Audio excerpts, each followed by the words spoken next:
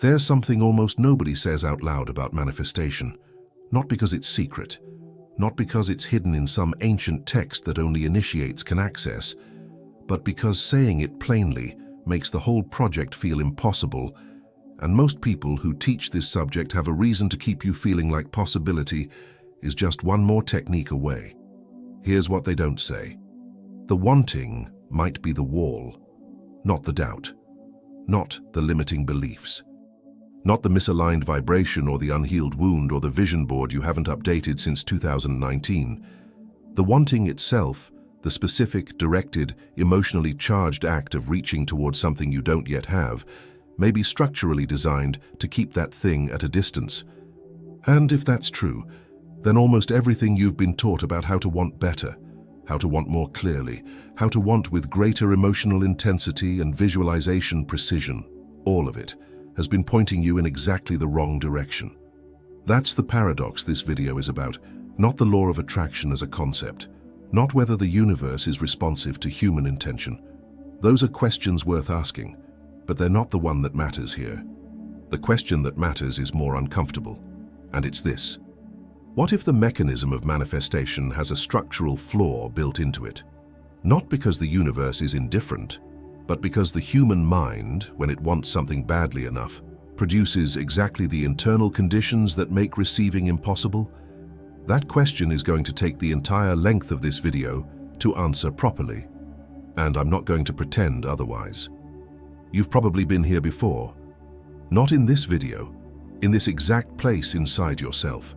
The place where you've done the work, read the books, sat with the intentions, spoken the affirmations, and still find yourself looking at some part of your life and noticing quietly that it hasn't moved, that the thing you want most is somehow the thing most stubbornly absent. If you're somewhere around your mid-40s or beyond, this isn't a new feeling. It's a seasoned one. There's a difference. A new feeling has urgency and confusion mixed into it. A seasoned feeling has something heavier, a kind of tired familiarity, the sense that you've met this disappointment before and you recognize its face. That recognition is actually important. We'll come back to it.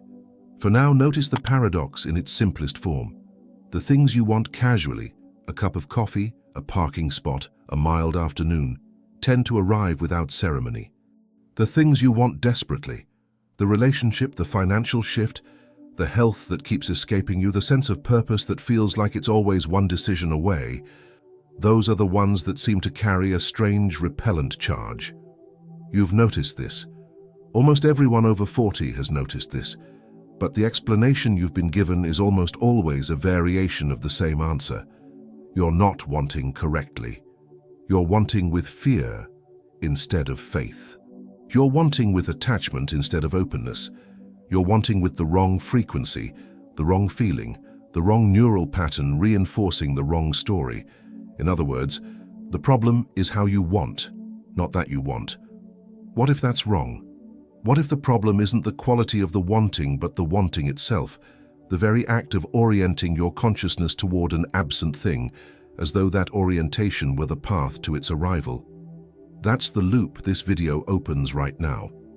And it won't close until near the end, because the answer, if there is one, isn't a technique.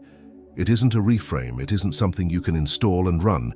It's something you have to be walked through slowly enough that it stops being information and starts being recognized. So let's begin. Philosophy has known about this problem for a very long time.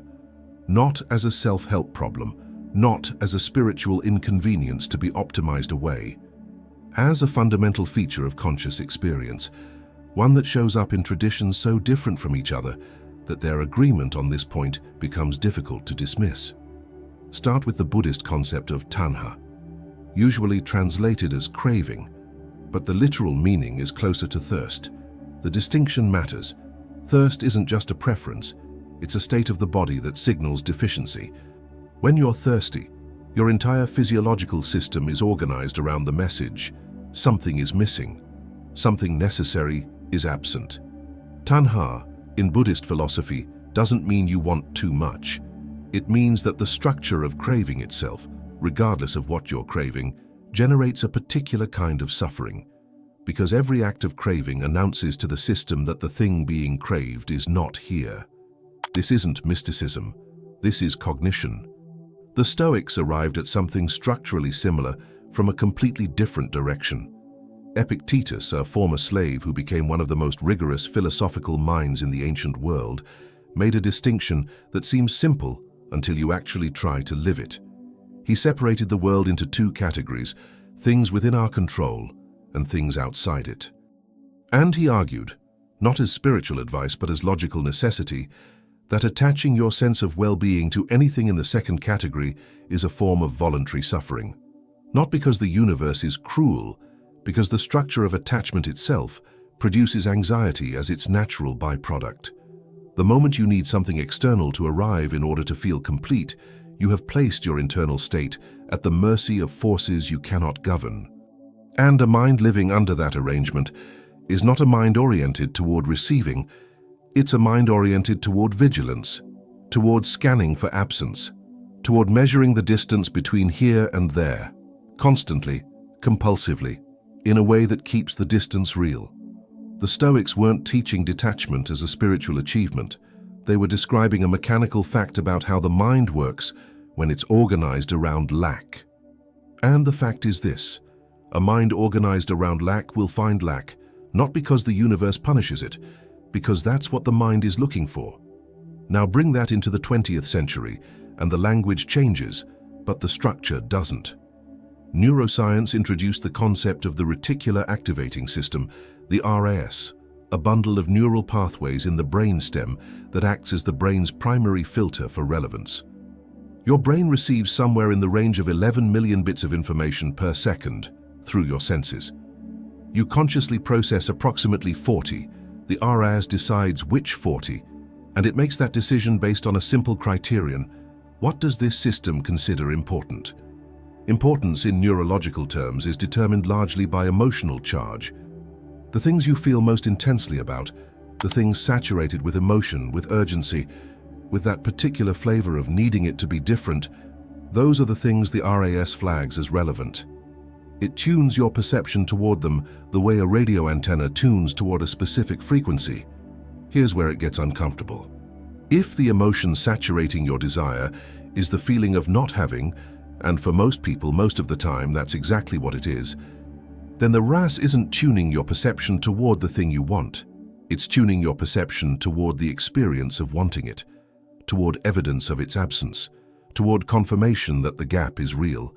You don't see opportunities, you see obstacles, not because the obstacles are more numerous, but because your filter is calibrated to find them. This isn't pessimism. This is how the brain processes emotionally charged information. And this creates what might be the most quietly devastating loop in human psychology. You want something. The wanting carries the emotional signature of lack. The brain amplifies lack. You experience more lack. The wanting intensifies. The emotional signature deepens. The brain amplifies further. Round and round. Not because you're broken, not because you're doing it wrong. Because you're doing it exactly as the unexamined human mind does it, automatically, sincerely, and in a direction that compounds the very condition you're trying to escape. So the question the Buddhists asked, the Stoics asked, and that neuroscience is now asking in its own language is the same question. Is there a way to want without generating the signal of absence? And the honest answer, the one that doesn't sell you a technique, is that this is extraordinarily difficult. Because the moment you try to want differently in order to get the thing you want, you've already reintroduced the wanting. You're still oriented toward an absent outcome. You've just added a layer of self-management on top of the same underlying structure. Not the solution, the same problem wearing different clothes. This is where philosophy stops being abstract and starts being genuinely unsettling. Because if the mechanism of desire is itself the mechanism of reinforcing absence, and if managing the desire still operates from within the same mechanism, then we're not looking at a problem that can be solved from inside the framework that created it. We need to look at what happened when people actually broke out of that framework, and some of them did. The history of human thought about desire and its paradoxes is not a history of failure. It's a history of discovery that kept getting misread, simplified into technique, packaged into practice, and in that packaging, stripped of the very quality that made it work. Let's recover some of it. John Stuart Mill was one of the most rigorous utilitarian philosophers of the 19th century, a man trained from childhood to think in terms of maximizing happiness as a measurable, achievable goal. By his own account, he had a mental breakdown in his mid-20s, a period of profound emptiness that no amount of intellectual work or purposeful striving could touch. And what he discovered coming out of that darkness was something he called the indirect method of happiness. He wrote about it with the kind of reluctant precision that only comes from lived experience rather than theory. The principle was this: ask yourself whether you are happy, and you cease to be so. Happiness, he concluded, is not a target you can aim at directly. It arrives as a byproduct, a consequence of being absorbed in something else entirely, something larger than the self and its appetites. This wasn't a spiritual teaching. Mill was one of the most secular thinkers of his era. It was an empirical observation about the structure of how good things arrive. They come sideways. Around the same time in the 19th century, Arthur Schopenhauer was reaching a darker but structurally identical conclusion from a different philosophical starting point. Schopenhauer argued that the fundamental force driving all of nature, what he called Wheeler or will, is inherently blind and insatiable. It doesn't want specific things. It just wants. And because it just wants, satisfaction is always temporary, always followed by the return of wanting, always circling back to the same restless hunger. The will in Schopenhauer's system cannot be satisfied through more wanting. It can only be temporarily quieted through two things: aesthetic experience, where the self dissolves into contemplation of beauty, and compassion, where the self dissolves into recognition of another. In both cases, the mechanism is the same. The self, the wanting self, the self oriented toward its own absence, steps aside. And in that stepping aside, something else becomes possible. Not fulfillment through pursuit. Fulfillment through the temporary suspension of pursuit. That's a strange thing to sit with. But sit with it. Now move into the 20th century and meet Daniel Wegner, a Harvard psychologist who conducted one of the most revealing and frequently cited experiments in the history of cognitive science. The instruction he gave to his research subjects was deceptively simple. Do not think about a white bear. Just that. Don't think about it. What happened was immediate and consistent. The white bear became the dominant thought. The harder subjects tried to suppress it, the more insistently it returned. Wegner called this the ironic process theory, the scientific term for the phenomenon most of us have experienced but never named. The process of monitoring whether you are thinking about something requires you to keep that something active in your mind as a reference point. The suppression is the amplification. Now apply that to manifestation. Every time you check whether what you want is arriving, every time you scan your circumstances for evidence of progress, every time you measure the gap between what you have and what you've been intending, you are doing cognitively what Wegner's subjects were doing with the white bear. You're keeping the absence active. You are making the lack louder by monitoring for its end. The very act of watching for the thing to arrive confirms neurologically and psychologically that it hasn't. Watching for arrival is arrival's enemy. But the figure who drew these threads together most precisely, and in a context that was not academic but desperately practical, was Viktor Frankl. Frankl was an Austrian psychiatrist who survived 4 Nazi concentration camps, including Auschwitz. He developed a form of psychotherapy called logotherapy, from the Greek logos meaning meaning, built on the observation that human beings can endure almost any circumstance if they have a reason for enduring it. That part of his work is well known.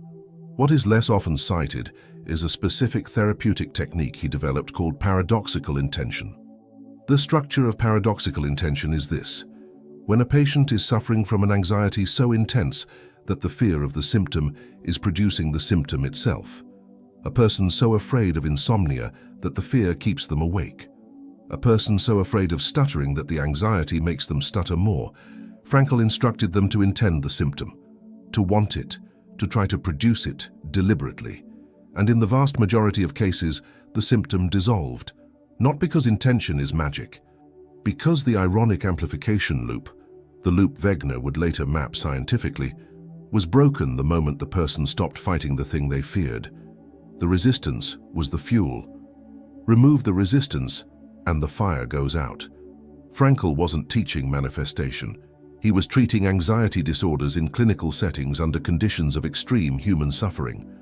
But what he discovered in that process is structurally identical to what Mill observed about happiness, what Schopenhauer argued about the will, and what the Buddhist tradition had been pointing at for 2.5 millennia. The direct approach fails, not sometimes, structurally, reliably, as a feature of how conscious intention operates when it is charged with desperate need. And here is where all of these threads converge into a single, uncomfortable point. Across centuries, across cultures, across the divide between philosophy and clinical psychology and contemplative practice, the same pattern keeps emerging. Direct pursuit of a deeply desired outcome, when that pursuit is saturated with emotional urgency, tends to activate the very cognitive and psychological mechanisms that obstruct the outcome. Not always, not in every domain, but in the domains that matter most to human beings, love, meaning, peace, a sense of arrival, the pattern holds with striking consistency. This is not a coincidence. It is a feature of the architecture of conscious wanting. And if you are sitting here having tried sincerely and repeatedly to bring something important into your life through force of intention and focus and emotional charge, if you have done the visualizations, held the feelings, spoken the words, and still find yourself looking at an unchanged landscape, then you are not failing at manifestation. You are colliding with its central paradox. There is a difference, a significant one, because failure suggests you need a better technique. Collision suggests you need a fundamentally different relationship with the act of wanting itself. That distinction is the most important thing in this video. And we haven't gotten to the hardest part yet. Let's step away from the philosophers and the psychologists for a moment. Let's talk about what it actually feels like. If you're in your mid-40s or beyond, you have a relationship with disappointment that younger people simply don't have access to yet. Not because you've failed more, though you may have in the way that anyone who has actually lived has accumulated failures, but because you've failed with enough time between the attempts to see the pattern. You've wanted the same thing in different forms across different decades. You've watched versions of what you wanted arrive for other people. You've had moments of apparent progress, followed by reversals that felt, in the worst cases, almost personal. As though something in the structure of your particular life was arranged to withhold the specific thing you most needed. That feeling is worth examining carefully, because it contains something true, wrapped around something false. The false part first. The sense that the universe is specifically withholding from you is a cognitive distortion, what psychologists call personalizing, the tendency to interpret systemic or random outcomes as targeted responses to your individual self. The universe is not curating your disappointments. It does not have a file on you. The pattern you're experiencing is not a punishment. But the true part is this: the pattern is real. The things you want most have a different texture of resistance than the things you want casually. That texture is not imagined. It is not a sign of unworthiness. It is the signature of the paradox operating exactly as described. The emotional charge of deep wanting, producing the cognitive and psychological conditions that make arrival structurally harder. And after 45 years of living inside a human body with human desires, something starts to happen that younger people haven't earned yet. The wanting gets tired, not the person, the wanting itself. There is a particular quality of exhaustion that arrives somewhere in middle age, not depression, not resignation, but a kind of metabolic fatigue in the part of you that has been reaching. The reaching mechanism itself begins to wind down. And most people experience this as loss, as evidence of giving up, as the sad, slightly shameful moment when you admit that you've stopped believing. But what if that exhaustion is not the end of something? What if it's the beginning of the only internal condition under which certain things can actually arrive? Consider what happens structurally when the wanting gets tired. The emotional charge around the desired outcome begins to drop. The RS, that neural filter calibrated to amplify what carries urgency, loses some of its signal. The ironic monitoring loop that Wegner described loses fuel. The gap between here and there stops being measured quite so obsessively, because the measuring itself has become too expensive to sustain, and in that quieting something shifts. Not dramatically, not with ceremony, often so quietly that people don't notice it until they look back and realize that was when it started to change. This is not an argument for giving up. It needs to be said plainly, because the temptation to read it that way is strong, and the misreading would cost you something important. Not resignation, reorientation. The difference is everything. Resignation is when you stop wanting because you've decided the wanting is pointless. The emotional charge drops because you've replaced hope with a kind of protective cynicism, a decision not to want anymore so that not getting doesn't hurt as much. That is a wound dressed as wisdom. It closes you. Reorientation is something else entirely. It's when the wanting shifts from being about the outcome to being about the quality of presence you bring to your life right now, in the absence of the outcome. It's when the question stops being, how do I get this to arrive, and starts being, who am I becoming while I wait? And then, more radically, what if the waiting itself is the thing I most need to do differently? That shift doesn't happen through technique. You can't manufacture it, but you can recognize it when it starts to happen, and recognizing it is not nothing. Here is a concrete thing that many people report across spiritual traditions, therapy contexts, and simply an honest conversation with themselves after enough years of living. There is a difference between praying, or intending, or affirming, or whatever language fits your framework, from a place of petition versus a place of recognition. Petition says, I need this. Please send it. I am incomplete without it. The emotional posture is oriented toward an absent future. The body is tense with the need for a different outcome.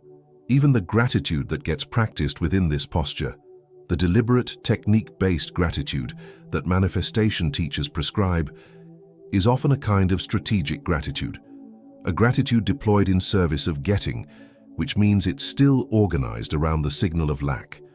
Recognition says something different. It doesn't deny the desire. It holds it differently. It says, I notice what I want. I notice that I don't have it yet. And I am choosing right now to be as fully present to what is actually here as I am capable of being, not as a technique to attract what isn't here, but because this moment is the only one I actually have. The posture is different, the body is different, the internal signal is different. And this matters not because the universe rewards the correct posture with the requested outcome. That framing still lives inside the same transactional logic that created the problem. It matters because a mind in the posture of recognition is genuinely different from a mind in the posture of petition. Different in what it notices, different in what it finds possible, different in how it moves through the world and what it allows itself to receive. But here is the problem this creates, and it is a real one. The moment you understand what's just been described, the moment you see the difference between petition and recognition and think, I should practice recognition so that the thing I want will finally arrive, you have immediately collapsed back into petition. You have taken the insight and made it into a technique. And techniques in this particular territory carry the same emotional signature as all the other techniques. I am doing this because I don't have the thing yet, and I am hoping this method is the one that finally works. The wanting is still driving. It just changed vehicles. This is not a small problem, it is the central problem. And it's the reason why people can read every book, understand every concept, genuinely grasp the philosophy, and still find themselves standing in the same place years later, wondering why understanding alone didn't move anything. Understanding without transformation is just more content, and you've had enough content. We need to go deeper now. Because everything covered so far, the Buddhist framework, the Stoic mechanics, the neuroscience of the RS, Wegner's ironic loops, Frankl's paradoxical intention, the exhaustion of midlife wanting, the difference between petition and recognition, all of it has been circling the edge of something that is harder to name, something that doesn't resolve into a cleaner version of the same problem. What lives at the center of this paradox is not a psychological insight, it's an ontological one. Ontological, meaning it concerns not how you think or feel, but the nature of what you are and how existence itself is structured around you. Meister Eckhart was a 14th century German mystic and theologian who spent his life trying to articulate something that language is poorly equipped to carry. He used a middle-high German word that has no clean English equivalent: Gelassenheit. It is sometimes translated as releasement, sometimes as letting be, sometimes as the abandonment of will. But none of those translations quite reach it, because in English, releasement and letting go still sound like actions, things a self performs in order to achieve a state.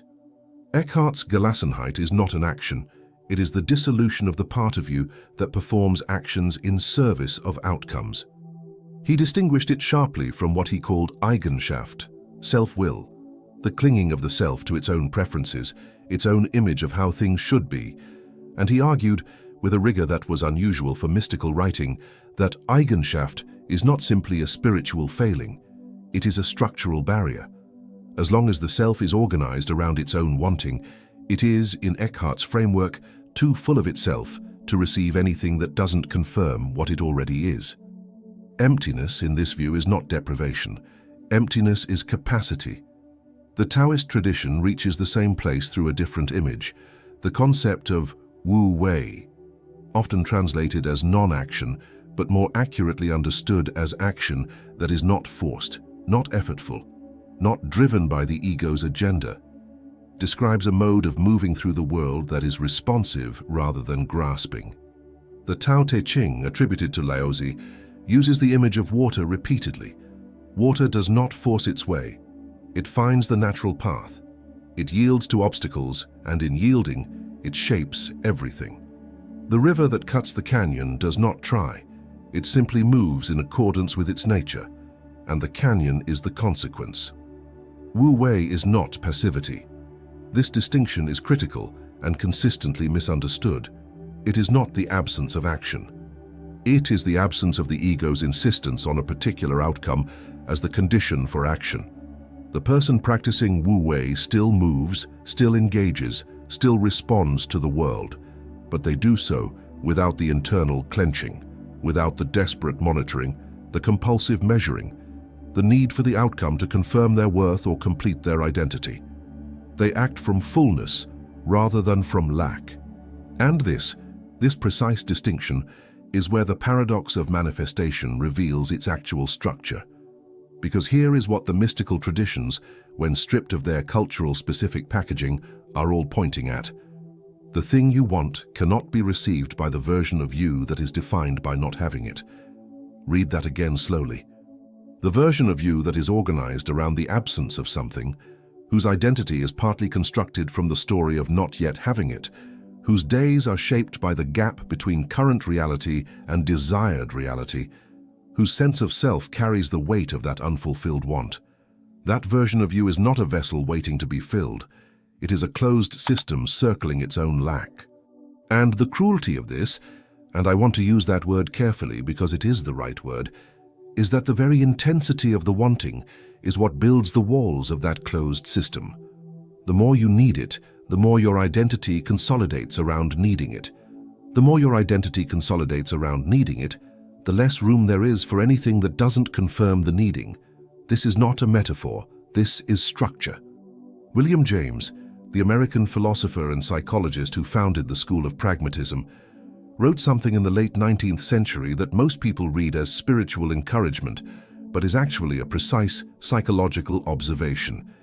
He noted that the greatest revolution of his generation was the discovery that human beings can alter their lives by altering their attitudes of mind. But the part that gets quoted stops there. The part that doesn't get quoted is the mechanism he described. The alteration isn't a decision. It isn't an act of will. It is what happens when the habitual self, the self built from accumulated patterns of response, encounters something that genuinely reorganizes it at a level below conscious choice. James called this the moment of surrender, not spiritual surrender in a religious sense. Psychological surrender, the moment when the ego's grip on its own narrative loosens enough that something new can enter the structure. He observed it most clearly in people undergoing what he called religious conversion, but he was careful to note that the mechanism wasn't confined to religious experience. It appeared in creative breakthroughs, in sudden recoveries from entrenched depression, in moments of unexpected love. In the quiet arrivals, the things that came not when people were straining toward them, but when people had, for whatever reason, stopped straining. The common thread in every case was not effort. It was the relaxation of a particular kind of effort, the effort of self-maintenance, the ongoing work of keeping the story of lack coherent and central. So now the paradox has its full shape. You cannot receive what you want while you are defined by not having it. The wanting, when it is desperate and identity level, is precisely the thing that constructs and maintains that definition. You cannot simply decide to stop wanting, because the decision to stop wanting is itself motivated by the wanting. It's a strategy, and strategies live inside the same closed system. You cannot fake the internal shift, because the faking is detectable to your own nervous system and produces the same emotional signature as the original lack. And you cannot manufacture Gelassenheit or Wu Wei or William James's moment of surrender through technique, because technique is the ego's favorite tool, and the ego using technique to dissolve itself is a snake trying to eat its own tail. This is the bottom of the paradox, and it is genuinely terrifying if you sit with it honestly, because it seems to say, there is no way out. But that is not what it says. It says something more precise and more demanding, and ultimately more truthful than there is no way out. It says, there is no way out that can be manufactured by the part of you that created the problem. That is different, crucially different, because it means the movement doesn't come from trying harder, or trying differently, or trying with more sophisticated tools. It comes from something that cannot be willed into existence, but can be, and this word is chosen carefully, allowed. Not forced, not earned through correct behavior, not unlocked through the right sequence of practices. Allowed, recognized, met when it arrives, without immediately turning it into a new technique. And here is the question that this entire structure has been building toward, the one that connects the philosophy to the science, to the lived experience of a person in their 40s or 50s who has been genuinely trying. If the condition for receiving is the dissolution of the identity built around not receiving, and if that dissolution cannot be manufactured, then what practically does a person actually do? The answer exists, but it isn't what you're expecting. And it requires one more thing before it can land properly. It requires honesty about who is actually watching this video and why. Let me stop explaining for a moment. The philosophical framework is in place. The historical evidence has been laid out. Neuroscience has been named. The paradox has been traced from its surface down to its structural bottom. And if this were purely an intellectual exercise, this would be the point where a tidy summary arrives. Everything gets wrapped, and you close the tab feeling like you learned something interesting. But you're not here because this is intellectually interesting. You're here because something in your life hasn't moved. And it matters to you in a way that is difficult to say out loud, even to yourself.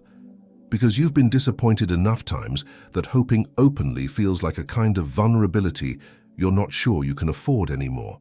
I want to acknowledge that directly. Not as a therapeutic gesture, not as a technique to create connection so that the message lands better, but because the specific texture of what brings someone to a video like this, at this age, with this kind of accumulated experience, deserves to be named honestly rather than dissolved into abstraction. You are not 23 and newly enthusiastic about the law of attraction. You are not a beginner who hasn't tried yet.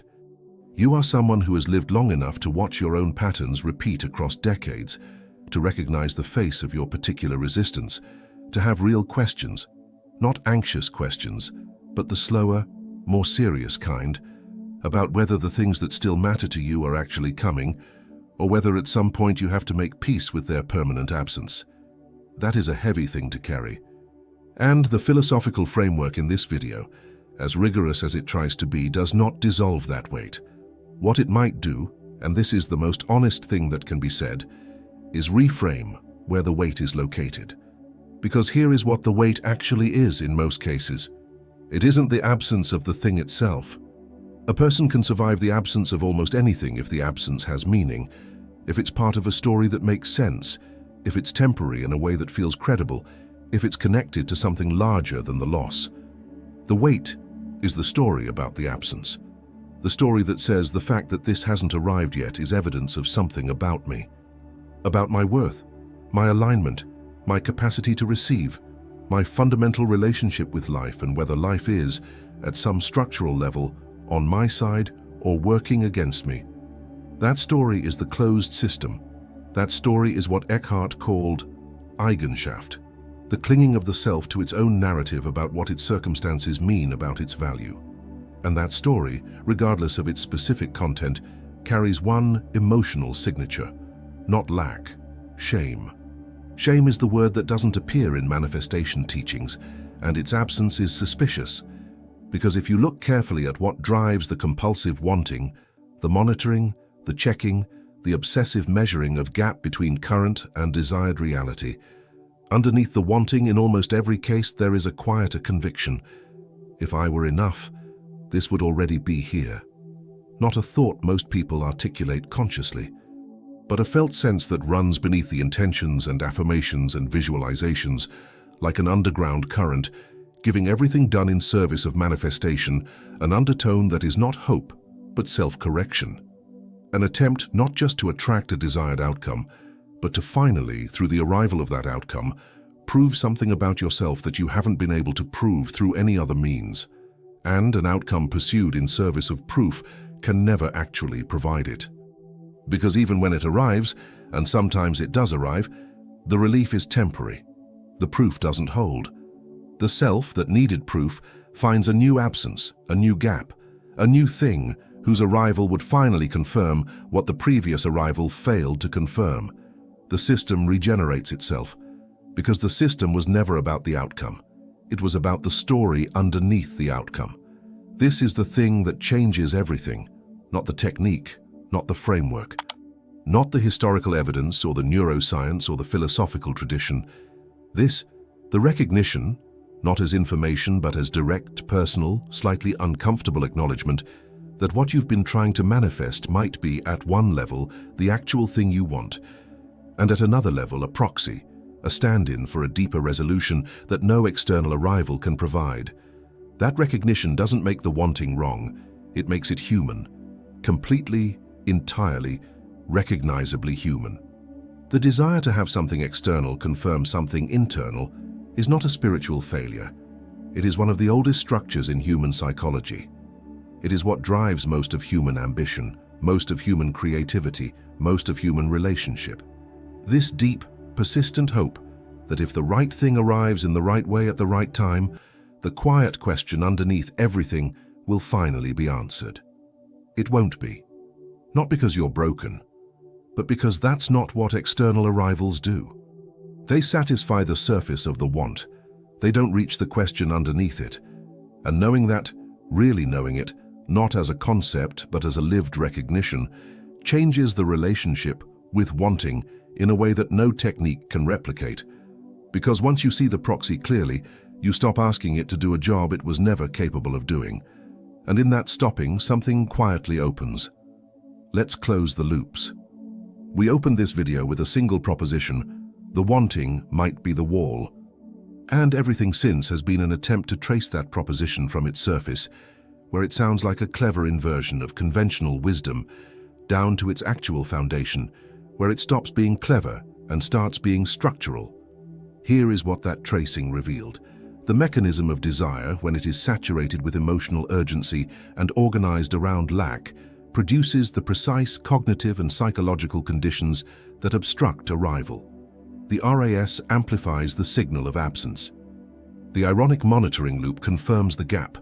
The identity built around not having closes the system against what is arriving, and no amount of technique applied from within that system resolves it, because technique is the system's own tool. It runs on the same fuel, produces the same signal, maintains the same closed loop while appearing to open it. That is the paradox at its most mechanical. But beneath the mechanism is something more personal. The wanting, in most cases, is not simply about the thing being wanted. It is about what the arrival of that thing is expected to prove. And what it is expected to prove is almost always some version of the same thing: that you are enough, that life is on your side, that the quiet conviction underneath years of trying, the conviction that something about you specifically is arranged to be withheld from, is wrong. No arrival can prove that. Because the question underneath the wanting is not a question about circumstances. It is a question about identity. And identity is not confirmed by outcomes. It is built slowly, imperfectly, through a different kind of relationship with yourself and with what is already present. So what does a person actually do with this? Not as a technique, not as a new strategy dressed in philosophical clothing. As a genuine practical orientation toward the remaining years of a life that still has things in it worth wanting. The answer that emerges from everything examined here, from Mill's indirect method, from Schopenhauer's will, from Epictetus's dichotomy of control, from Frankl's paradoxical intention, from Eckhart's Gelassenheit, from the Taoist Wu Wei, from Wegner's ironic loops and James's moment of surrender, is not a unified technique. It is a unified shift in direction. Stop asking what you need to do to make the thing arrive. Start asking who you are becoming in the time that it hasn't. That shift sounds simple. It is not simple. It requires something that is genuinely difficult for a person who has been organized around a particular wanting for years or decades. The willingness to let the wanting be present without letting it be in charge. To hold the desire, to not deny it, not suppress it, not pretend it doesn't matter, while refusing to let it remain the primary organizer of your identity and your days. This is not detachment as absence of feeling. This is detachment as freedom of movement. The difference is this: a person detached in the false sense has amputated something. They've stopped wanting because the wanting hurt too much, and they've called the numbness peace. A person detached in the true sense still feels the wanting, clearly without flinching, but they are not imprisoned by it. The wanting is present the way weather is present, real, sometimes powerful, not the definition of the landscape. And in that freedom of movement, something becomes possible that was not possible before. Not the guaranteed arrival of the specific thing you've been wanting. Honesty requires saying that plainly. No framework, no philosophy, no reorientation of identity comes with a promise attached. Anyone who tells you otherwise is selling something, and what they're selling is the same closed loop in a more sophisticated container. What becomes possible is something more fundamental than the arrival of a specific outcome. What becomes possible is a life that is no longer organized around its own incompleteness. And that, quietly, without ceremony, without the dramatic confirmation you may have been expecting, turns out to be the condition under which things actually arrive. Not because the universe rewards correct internal posture with requested outcomes, but because a person no longer organized around lack moves differently through the world, notices differently, responds differently, makes different decisions, enters different rooms, has different conversations, recognizes different possibilities, not because they've attracted them through vibrational alignment, but because they are no longer filtered against them by the signal of urgent identity-level need. The world didn't change. The receiver changed. Now let's return to where this began.